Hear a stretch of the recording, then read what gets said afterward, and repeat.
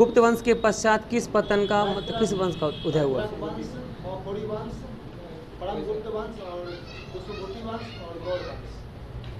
बताइए पुष्पवती वंश का संस्थापक कौन हुआ? इसकी राजधानी कहाँ थी? वर्तमान में कहाँ है ये? बनरड में, हरियाणा में। बताइए इस वंश का स्वतंत्र जनता किसे बोलते हैं? बताइए सर कि हर्षवर्धन मतलब प्रभाकर की पत्नी का नाम क्या था? यशोमती था। अब है कि यशोमती से कितने पुत्र हुए थे? कितनी पुत्रियां? राजश्री का बाद। अब है कि राजवर्धन ने किसे मारकर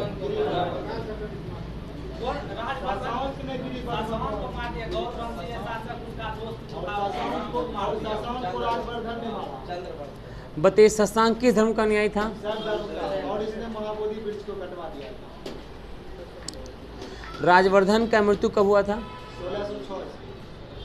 606 ईस्वी में। 16 वर्ष की अवस्था में राजगद्दी पर। राजवर्धन का मृत्यु कब हुआ था? मतलब राजवर्धन का मृत्यु कब हुआ था? 606 में।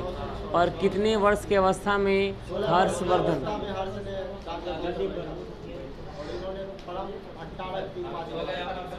हर्ष को और किस नाम जानते हैं?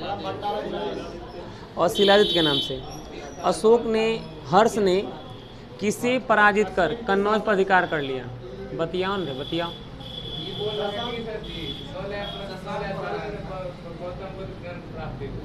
पढ़ा ही रहे हैं, गौतम बुद्ध पे चल गया। इन्हें कि सुनबो करें या तो करने सुनबो करें कम से कम वो नहीं।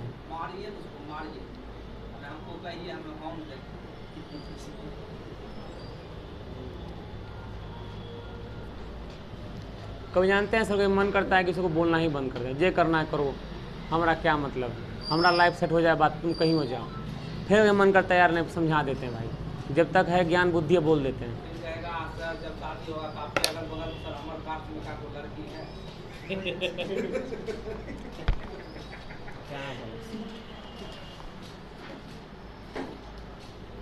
सब कुछ सुविधा सर अगर हो जा रहा है ना सर बिना प्रॉब्लम का, उसका वैल्यू नहीं मिल पाता है। बात ये है सर।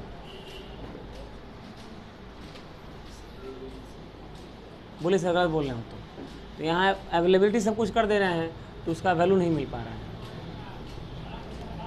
आइए, किसके शासनकाल में हर्षवर्धन भारत आया था?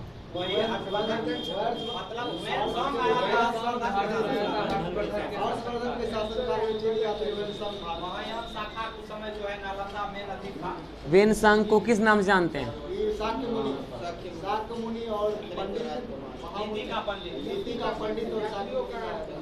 यात्रियों में राजकुमार। अब बताइए कि वह नालंदा विश्वविद्यालय पढ़ने आया था किस उद्देश्य से? बताइए कि उस हर्ष ने अपना दूत कब भेजा था चीन? 641 में भेजा था। हर्ष ने कहाँ के शासक से बुद्ध का बलपूर्वक दंत का अवशेष? बताइए हर्ष के समय बौद्ध धर्म का शिक्षा का प्रधान केंद्र क्या था? बताइए हर्ष के समय प्रयाग में कितने वर्ष में एक आयोजन होता था? 5 वर्ष, जिसे क्या कहा गया है? महामोक्ष परिषद कहा गया है। बाणभट्ट का दरबारी कौन था?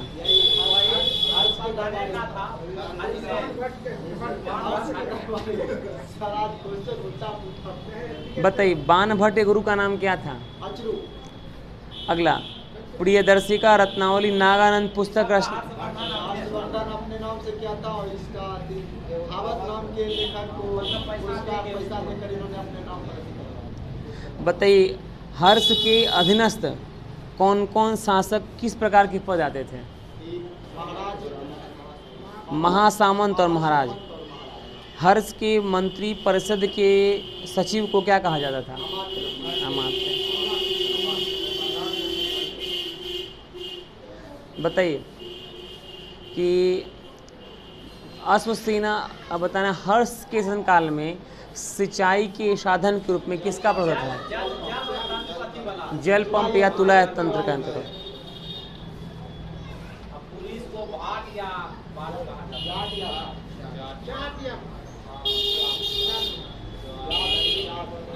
अगला ही सर, हर्ष के समय सूती वस्त्र का निर्माण का प्रसिद्ध कौन था?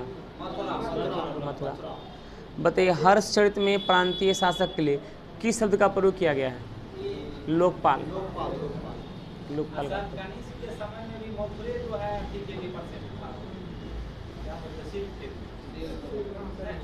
वही सिल्क मार्ग नहीं था, रेशम मार्ग, रेशम मार्ग छेने वाला। बोलिए मध्यकालीन में क्या है? अगला इसमें बताइए कि जो लोग सूफी संतों से शिष्यता ग्रहण करते थे उन्हें कहा गया? और सूफी जिन आश्रम में निवास करते क्या कहा? बताइए, सूफियों के धर्म बटे हुए थे दो भाग में, कौन कौन सा? दो भाग में, एगो बेसारा एगो बासारा। बेसारा जो इस्लामिक सिद्धांत का मान्यता देता था, मतलब एगो था कट्टरपंथ, एगो था कट्टरपंथ से थोड़ा कम। मतलब बासारा इस्लाम को मानता था, बेसरा नहीं मानता था। थोड़ा सा भिन्नता थी उनमें। अगला, अब जैसे भारत में चिश्ती सिलसिला का शुरुआत कौन किया था? बेसरा से ही हुआ था सर, बेसरा में ही एगो अथी था, क्या कहता है, चिश्ती हो गया और कादरी हो गया, बासार बेसरा में। अब बताइए, बाबा फरीद की रचनाओं में किस शामिल किया गया है? आज गुरु ग्रंथ साहिब में शामिल किया गया है। बताइए, बाबा फरीद के शिष्य कौन कौन थे? बाबा फरीद के शिष्य कौन कौन थे? निजामुद्दीन औलिया, अलाउद्दीन साबिर। हजरत निजामुद्दीन औलिया अपने जीवन काल में, निजामुद्दीन औलिया शिष्य था अवध खुसरो का। बाबा फरीद का शिष्य हुआ निजामुद्दीन औलिया और हुआ अलाउद्दीन साबिर, और निजामुद्दीन औलिया का शिष्य था अमीर खुसरो। हजरत निजामुद्दीन औलिया ने अपने जीवन काल में दिल्ली के कितने सुल्तान का देखा था? अब बताना कि दक्षिण क्षेत्र के भारत क्षेत्रों में चिश्ती संप्रदाय का प्रमुख केंद्र क्या था? दौलताबाद था। अब बताइए सर, शेख अब्दुल्ला ने किस सिलसिले का स्थापना किया था? सत्तारी। बताइए, कादरी धर्म संघ का स्थापना किसने किया था? बताइए, कादरी सिलसिले का शिष्य कौन था? अब नक्शबंदी सिलसिला का स्थापना किसने किया था? ख्वाजा अब्दुल्लाह ने किया था। अब बताइए इसके बाद कि बकी बिल्लाह शिष्य थे अकबर के समकालीन, अमकर के समकालीन थे, किसी शिष्य थे? बताइए, बकी बिल्लाह के शिष्य अकबर के समकालीन कौन थे? शेख अहमद सरहिंदी थे। खत्म हो गया। अब लिखिए, भक्ति आंदोलन में लिखिए। बताइए सर कि मुस्लिम लीग के साथ समझौता हुआ था कौन से कांग्रेस के? अध्यक्षता कौन किए थे? बताइए सर, प्रथम महिला अध्यक्ष कौन थी? Annie Besant. कल कहाँ पे? कलकत्ता में। कलकत्ता अधिवेशन में इन्होंने अध्यक्ष हो गया इतने ना? नहीं सर, 31, 32, 33 सब 32 तक।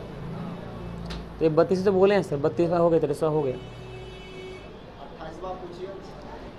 बताइए उसमें जो इसमें बताया है ना, हेडलाइन बता रहा हूँ, करना है सर। इसमें तो बहुत ही याद ही नहीं हो पाएगा सर, याद करोगे तो आप। अगला लिखिए, अब विशेष अधिवेशन। बताइए, मंत्रिमंडलीय समितियाँ जो हैं किस प्रकार की संस्था हैं? संवैधानिक, सांविधानिक, संविधानेतर। बताइए, संविधानेतर संस्था है। संविधान मंत्रिमंडल समितियां किस प्रकार की समितियां हैं? बोलते हैं संवैधानिक, संवादिनेतर, संवाधिक, इनमें से कोई नहीं। नेतर हो जाएगा, मतलब कि संविधान के अंतर्गत शामिल किया गया है। आगे, संसद केंद्र किस? संसद नहीं, नीति आयोग असंवैधानिक आयोग है। नीति आयोग के अध्यक्ष प्रधानमंत्री होते हैं और संवैधानिक आयोग है। उसके रिपोर्ट को लेकर संसद में चर्चा नहीं हो पाएगा। हाँ, जो संविधान को प्रस्तुत करता है उसे संविधान कहते हैं। सामान्यतः मंत्रिमंडल के सदस्य ही संविधान में परिवर्तन को रखते हैं पटल के सामने संसद में। अगला, संसद केंद्र का किस प्रकार का अंग है? कार्यपालिका, विधायी और न्याय। बोलिए, संसद केंद्र का किस प्रकार का अंग है?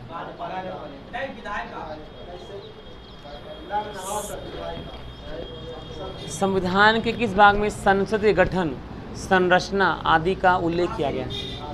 किस भाग में? संविधान के अनुसार संसद के अंग हैं कौन?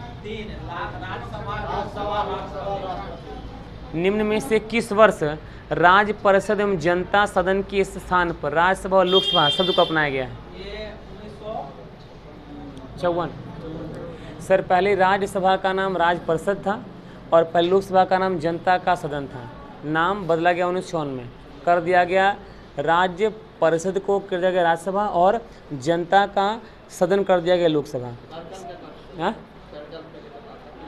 क्या होता? पांचवें था। संसद का उच्च सदन कौन होता है? निम्न सदन। अब बताना इसके बाद कि राज्यसभा में अधिकतम संख्या संविधान द्वारा निर्धारित किया गया 250। संविधान द्वारा संघ व राज्यों से राज्यसभा में सदस्यों का अधिकतम सीमा कितना हो सकता है? संविधान द्वारा संघ तथा राज्यों से राज्यसभा में सदस्यों का अधिकतम सीमा कितना हो सकता है? राज्यसभा में राष्ट्रपति द्वारा मनोनीत लोगों का संख्या, वर्तमान में राज्यसभा में सदस्यों का संख्या,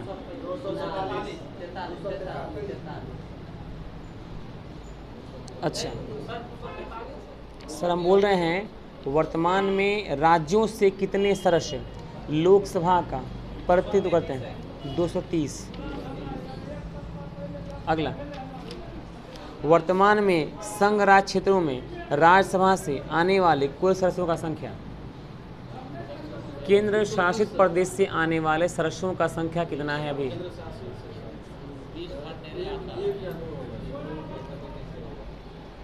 6 में हो जाएगा सर। सर आपको दिल्ली में मिल जाएगा सर 7 गो सर ऑप्शन में है, 2 4 5 6 है। दिल्ली में है आपको कै गो? 2। वहाँ सर दिल्ली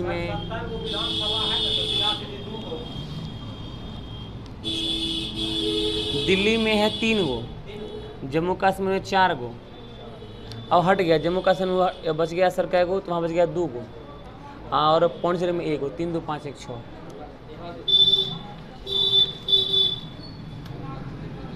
राज्यसभा में राज्यों के प्रतिनिधित्व का निर्वाचन करते हैं। ऑप्शन दे रहे हैं सर। लोकसभा के सदस्य, विधान परिषद और विधानसभा के सदस्य, केवल विधानसभा के निर्वाचित, विधानसभा के मंत्री दोनों। राज्यसभा में सदस्यों का निर्वाचन किस प्रकार होता है?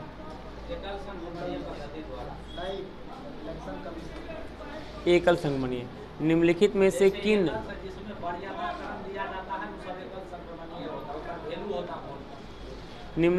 किन केंद्र शासित प्रदेश का प्रतिनिधित्व राज्यसभा में ज़्यादा है? जम्मू कश्मीर, दिल्ली और पौंडीचेरी। जम्मू। राष्ट्रपति किस प्रकार की योग्यता धारण करने वाले व्यक्ति को राज्यसभा का सदस्य नामित करता है? कला एवं साहित्य। संविधान द्वारा लोकसभा की अधिकतम संख्या कितना तय किया गया?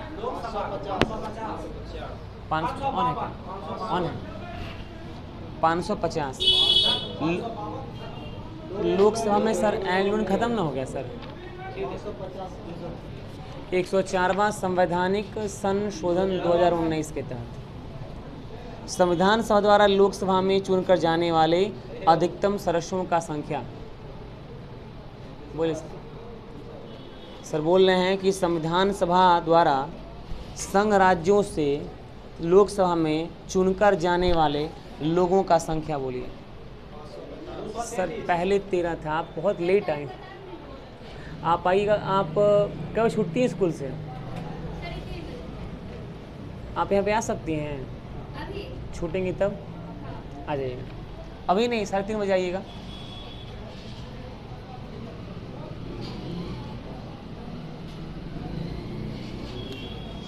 राज्यसभा के उपसभापति अपना त्यागपत्र किसे देता है? राज्यसभा के सभापति अपना त्यागपत्र किसे देता है? किसको? राज्यसभा के उपसभापति अपना त्यागपत्र किसे देता है? लोकसभा के नियमों के तहत सदन का नेता कौन होता है? सत्ता पक्ष का नेता होता है प्रधानमंत्री है ना। अगला, लोकसभा एवं राज्यसभा के पक्ष के नेता को